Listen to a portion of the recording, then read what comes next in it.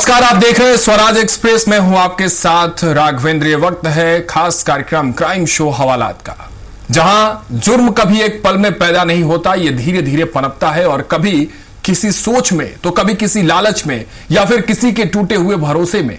रात के सन्नाटे में जब शहर की रफ्तार थम जाती है तब उभरती है वो कहानियां जो खामोश होते हुए भी चीखती हैं।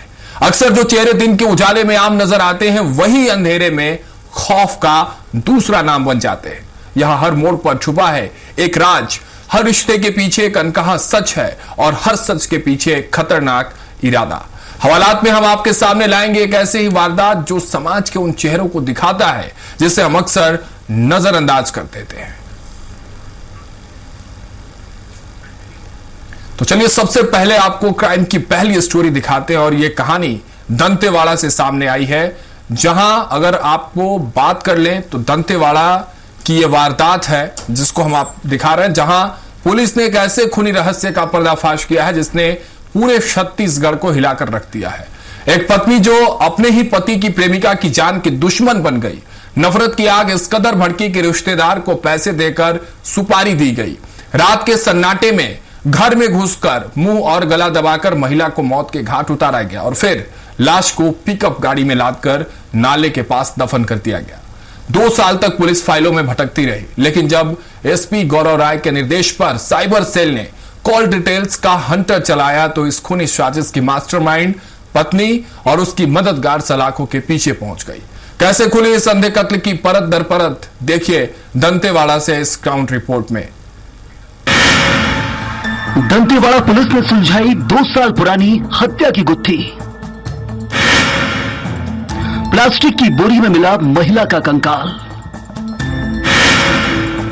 पति के नजदीकी संबंधों से नाराज पत्नी ही निकली मास्टरमाइंड।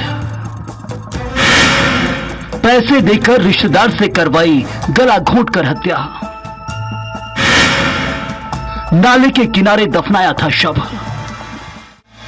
छत्तीसगढ़ का दंतेवाड़ा जिला, जहां के शांतवादियों में बीते 2 साल से एक ऐसा खौफनाक राज दफन था जिसकी भनक किसी को नहीं थी। लेकिन जब कटे कल्याण इलाके के ग्राम तोयलंका में एक नाले के किनारे मजिस्ट्रेट, फॉरेंसिक एक्सपर्ट्स और भारी पुलिस बल की मौजूदगी में जमीन को खोदना शुरू किया गया तो वहां मौजूद हर शख्स की धड़कनें तेज हो गईं। करीब 4 फीट की गहराई पर मिट्टी के नीचे कुछ सफेद रंग नजर आया।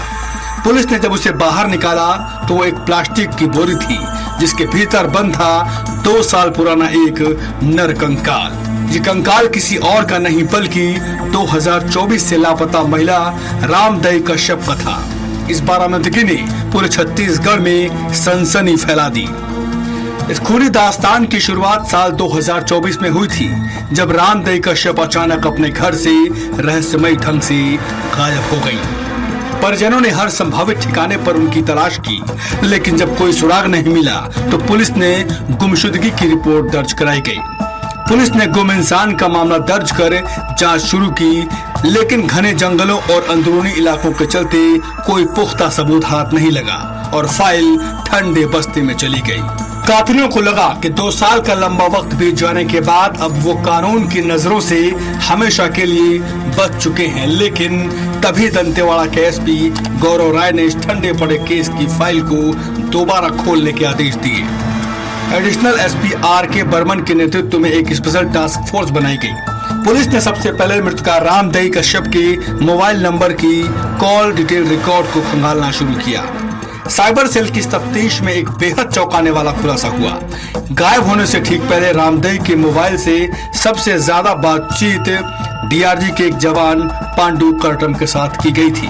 इस पुख्ता सुराग के मिलते ही पुलिस की टीम तुरंत ग्राम तोयलंका पहुंची और स्थानीय ग्रामीणों से गोपनीय पूछताछ की तो पुलिस के सामने अवैध संबंध, नफरत और सौतन की ईर्ष्या की वो खौफनाक कहानी बाहर आई जिसने इस पूरे हत्याकांड की मजबूत बुनियाद रखी। पुलिस जांच में सामने आया कि मृतका रामदई कश्यप के संबंध डीआरजी जवान पांडु करटम के साथ थे। जब इस बात की जानकारी जवान की पत्नी कमली करटम को हुई तो वो ईर्ष्या और गुस्से की आग में झुलसने लगी। अपनी सौतन को रास्ते से हटाने के लिए कमली कर्टम ने एक खौफनाक साजिश रची। उसने अपने करीबी रिश्तेदार हुंगाराम उर्फ बुटू कर्टम को मोटी रकम देकर हत्या की सुपारी दे डाली।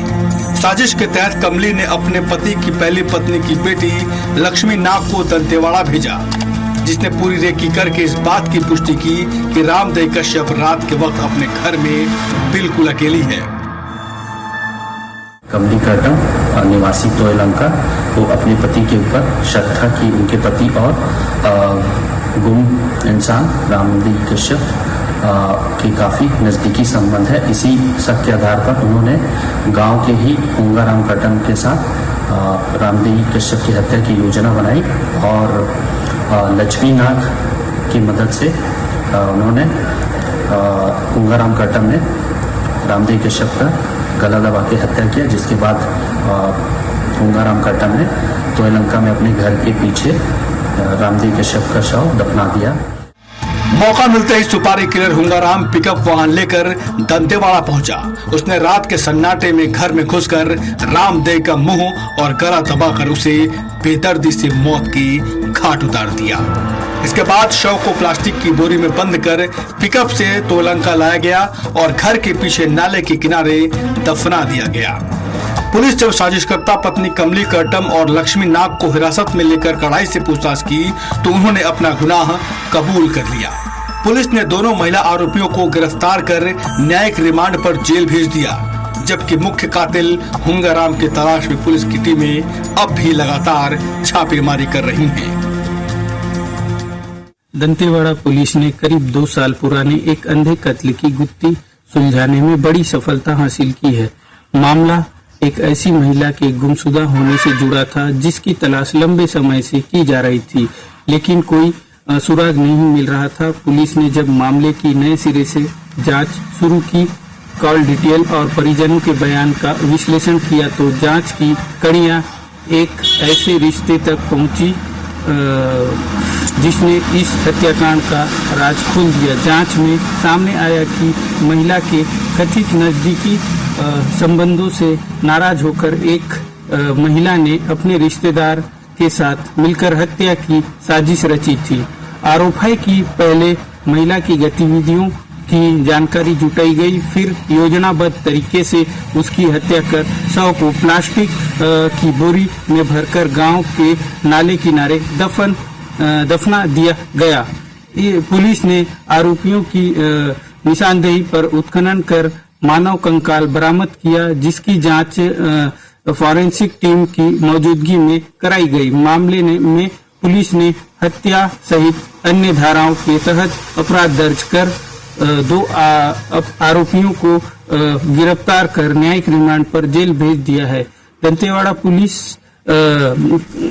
की यह कार्रवाई एक बार फिर साबित करती है कि चाहे मामला कितना भी पुराना क्यों ना हो, अपराधियों तक पहुंचने के लिए जांच लगातार जारी रहती है। कैमरामैन के साथ कमलेश सिंह ठाकुर, दंतेवाड़ा से स्वराज एक्सप्रेस के लिए। हाथों की मेहंदी का रंग अभी छूटा भी नहीं था। घर के आंगन से शादी की शहनाइयों की गूंज अभी थमी भी नहीं थी कि एक हंसता खेलता आशियाना शमशान में तब्दील हो गया। मध्य प्रदेश के ग्वालियर से एक ऐसा सनसनीखेज मामला सामने आया जिसने पुलिस के भी होश उड़ा दिए। शादी के महज 25 दिन और 48 घंटे के भीतर दुल्हा और दुल्हन दोनों की लाशें फंदे पर झूलती हुई मिली। न कोई सुसाइड नोट, न कोई गवाह, बस दोनों परिवारों ने चुप्पी साध दी। आखिर 5 दिन के साथ में ऐसा क्या हुआ कि दोनों ने मौत को गले लगा लिया? देखिए हवालात की रोंगटे खड़े कर देने वाली स्पेशल रिपोर्ट। शादी की शहनाई, मौत का सन्नाटा। 25 दिनों में उजड़ गया खुशियों का आशियाना। ससुराल में 5 दिन, मायके में मौत। आखिर ऐसा क्या हुआ? 48 घंटे के भीतर 2 हंसती खेलती जिंदगियां खाक। दोनों परिवारों की चुप्पी पर उठ रहे हैं बड़े सवाल। लोकलाज का डर या कोई खौफनाक सच? आखिर क्यों मीडिया से भाग रहे हैं दोनों परिवार? आखिरी कॉल और चैट से खुलेगा मौत का लॉक। मध्य प्रदेश के ग्वालियर में शादी के महज 25 दिन बाद एक नवविवाहित जोड़े की संदिग्ध परिस्थितियों में मौत ने पूरे इलाके में सनसनी फैला दी। ये पूरी खौफनाक और रहस्यमयी दास्तान हुरावली लिंक रोड की रहने वाली 23 वर्षीय मेघा और पिंटो पार्क निवासी ठेकेदार सिद्धार्थ कांदल की है।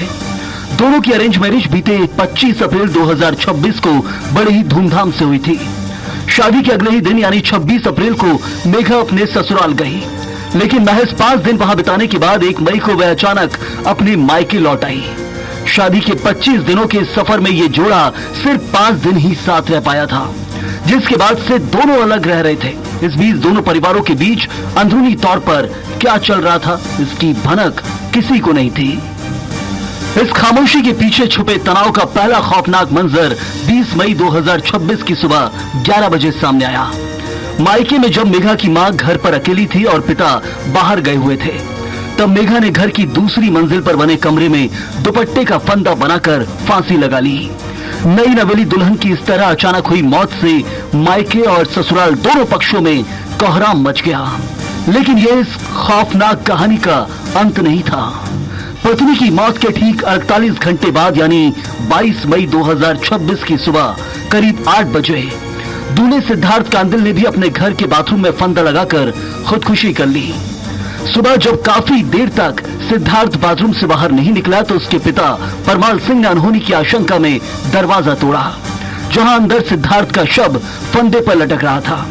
महज 48 घंटे के भीतर दूल्हा और दुल्हन दोनों की इस तरह मौत ने पुलिस और प्रशासन के भी होश उड़ा दिए। इस मामले में सबसे बड़ा रहस्य यह है कि मुरार और गोला का मंदिर पुलिस को दोनों ही घटनास्थल से अब तक कोई भी सुसाइड नोट बरामद नहीं हुआ है। हैरानी की बात यह है कि इस दोहरी मौत के बाद लड़का और लड़की दोनों ही पक्षों के परिवारों ने मीडिया से पूरी तरह दूरी बना ली है और कुछ भी बोलने से कतरा रहे हैं। हालात ये है कि सिद्धार्थ का परिवार तो शव का पोस्टमार्टम तक कराने को तैयार नहीं था, लेकिन पुलिस की दखल के बाद दोनों शवों को पोस्टमार्टम के लिए भिजवाया गया। घटना की गंभीरता को देखते हुए फॉरेंसिक की टीम ने दोनों घटना स्थलों का बारीकी से निरीक्षण किया और फिलहाल दोनों घरों को सीज कर दिया गया है। ग्वालियर पुलिस और साइबर सेल की टीम इस पूरे अंधे रहस्य को सुलझाने के लिए पूरी तरह डिजिटल सबूतों पर निर्भर है। पुलिस ने मेघा और सिद्धार्थ दोनों के मोबाइल फोन जब्त कर लिए हैं और उनकी कॉल डिटेल्स रिकॉर्ड के साथ साथ व्हाट्सएप चैट को भी खंगाला जा रहा है। जांच अधिकारी ये पता लगाने की कोशिश कर रहे हैं कि मौत से ठीक पहले दोनों ने आखिरी कॉल किसे की थी और उनके बीच आखिरी बातचीत क्या हुई थी। पहले पत्नी ने आत्महत्या की, उसके बाद पति ने आत्महत्या की। कुछ ही दिन पहले शादी हुई थी। आखिर क्या वजह रही, पुलिस कहां तक इन्वेस्टिगेशन पर पहुंची, किस तरह के आरोप प्रत्यारोप लग रहे हैं, इसके लिए हमारे साथ मौजूद है सीएसपी सोनी जी।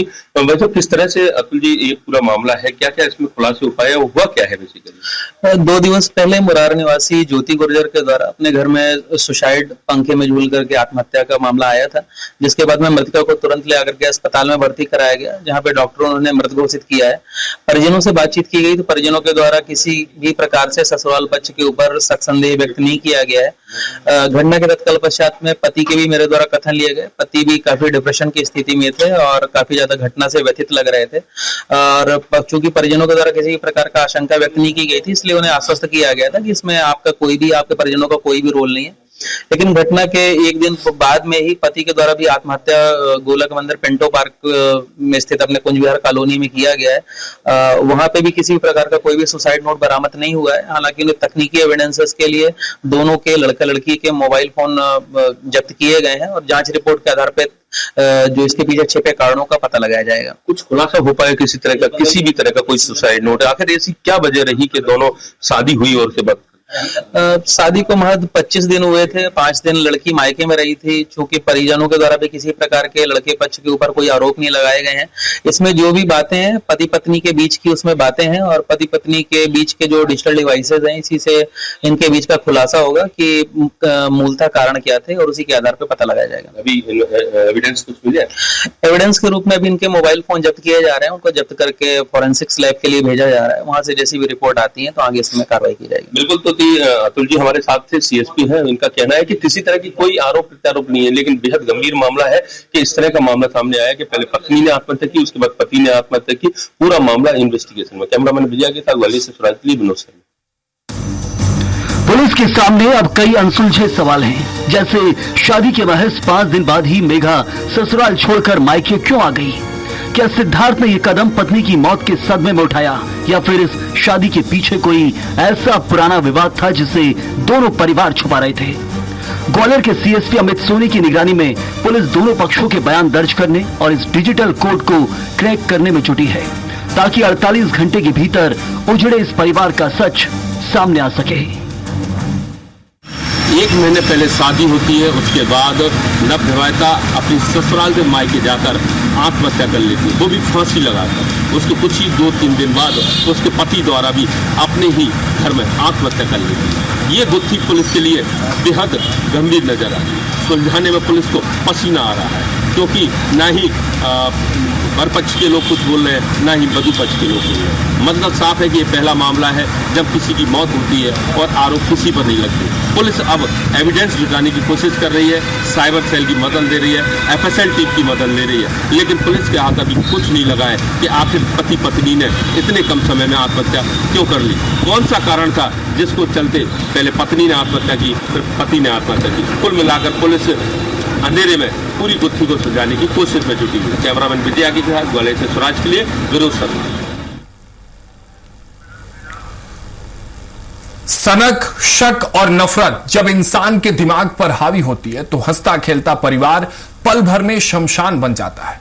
इंदौर के हीरानगर से एक ऐसा ही दिल दहला देने वाला मामला सामने आया, जहां चरित्र शंका के चलते एक शख्स ने पहले अपनी पत्नी की बेरहमी से हत्या कर दी और फिर खुद भी जहर खाकर जान दे दी। लेकिन इस पूरी खूनी दास्तान का सबसे दर्दनाक पहलू वो मासूम बच्ची है जो सुबह बंद कमरे में अपने माता पिता की लाशों के बीच बैठकर घंटों रोती रही। कैसे शक की आग ने पूरे परिवार को भस्म कर दिया, देखिए हमारी इस खास रिपोर्ट में। इंदौर में शक का खूनी कत्लखाना। बेकाबू सनक ने उजाड़ा हंसता खिलता आशियाना। चरित्र शंका में उजड़ गया पूरा परिवार। पत्नी की हत्या कर पति ने खाया जहर। मां बाप के शवों के बीच बिलखती रही मासूम। इंदौर के हीरानगर थाना क्षेत्र के मेघदूत नगर में चरित्र शंका और अविश्वास की आग एक ऐसे हंसते खेलते परिवार को इस कदर खाक कर गई कि सुनने वालों की रूह कांप गई। ये खौफनाक दास्तान हल्के वीर पटेल और उसकी पत्नी रोशनी की है, जिनके बीच पिछले कुछ समय से सब कुछ ठीक नहीं चल रहा था। हल्के सिंह को अपनी पत्नी के चरित्र पर गहरा संदेह था। उसे शक था कि रोशनी का पीतमपुर के रहने वाले सुनील साहू नाम के एक युवक के साथ प्रेम प्रसंग चल रहा है। इसी एक शक ने हल्के सिंह के दिमाग पर इस कदर कब्जा कर लिया कि घर में हर दिन खुशियों की जगह चीख पुकार और खूनी विवाद होने लगे थे। आए दिन होने वाले इन झगड़ों ने घर के माहौल को कत्ल खाने में तब्दील कर दिया था और आखिरकार इस मानसिक तनाव और गुस्से ने एक खौफनाक वारदात का रूप ले लिया। घटना से ठीक एक दिन पहले हल्के सिंह के सब्र का बांध टूट गया। वे अपने एक रिश्तेदार को साथ लेकर सीधे पीतमपुर पहुंच गया, जहां उसने सुनील साहू को ढूंढा और उसे अपनी पत्नी रोशनी से दूर रहने की आखिरी और सख्त चेतावनी दी। उसे लगा था कि शायद इस तरह वह अपनी पत्नी को उस युवक से दूर कर पाएगा, लेकिन नफरत और गुस्से का वो लावा उसके भीतर उबल रहा था। वह शांत नहीं हुआ। देर रात जब हल्के सिंह पीतमपुर से वापस इंदौर लौटा तो घर की दहलीज पार करते ही रोशनी के साथ उसका फिर से भयानक विवाद शुरू हो गया। रात के सन्नाटे में दोनों के बीच तीखी बहस हुई, जो देखते ही देखते हाथापाई और जानलेवा गुस्से में बदल गई।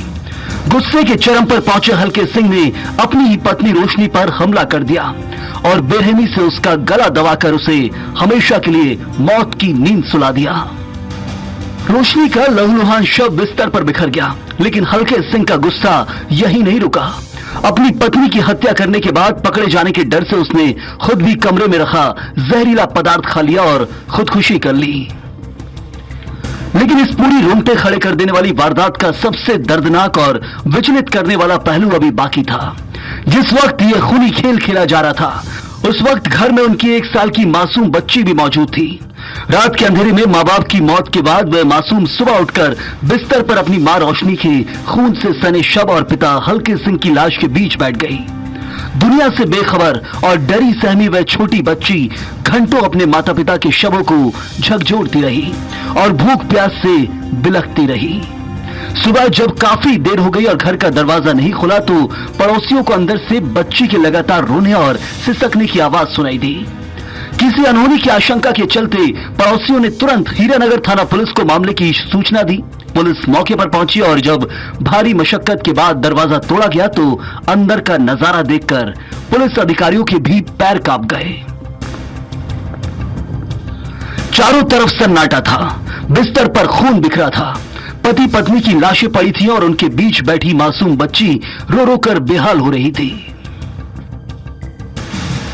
नगर में हमें परिवार द्वारा जिस प्रकार सूचना दी गई थी ये और हमारे द्वारा कमरा पर खोलकर देखा गया, जिस पर हमें 2 शव मिले हैं जो प्रथम दृष्टया महिला की गला घोट कर हत्या करना पाया गया है और बाद उसके पति द्वारा ही अपने जहर खाकर आत्महत्या होना प्रतीत होता है। चूंकि ये सारी चीजें FSL और वरिष्ठ अधिकारी मौके पर पहुंचे, सभी ने प्रकरण को देखा है।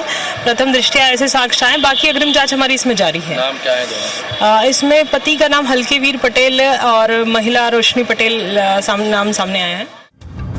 जांच के दौरान पुलिस के हाथ ऐसा सबूत लगा जिसने इस बात की पुष्टि कर दी कि हल्के सिंह ने पूरी योजना के तहत इस वारदात को अंजाम दिया था।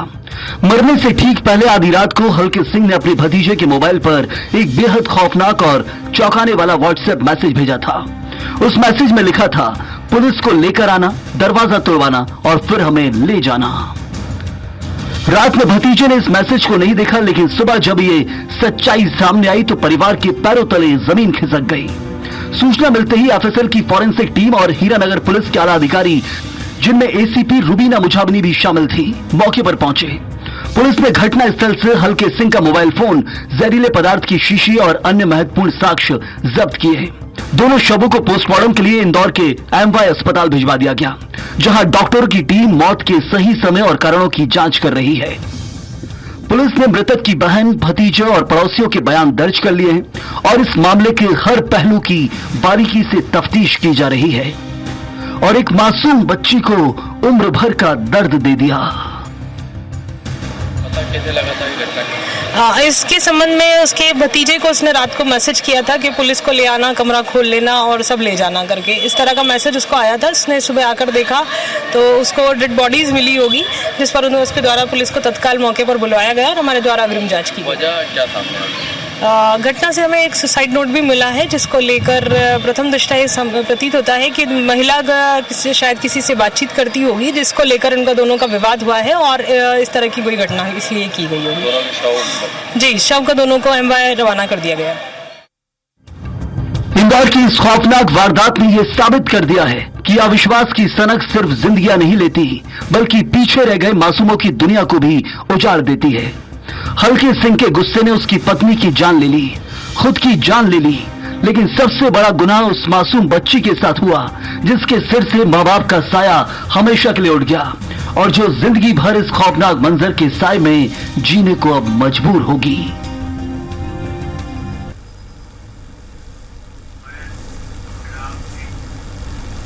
तो देखा आपने कैसे एक छोटी सी लापरवाही या एक पल का लालच जिंदगी को बर्बाद कर सकता है। याद रखिए, कानून की नजर से कोई नहीं बच पाया है। अगर आप सुरक्षित रहना चाहते हैं तो सावधान रहिए, सतर्क रहिए।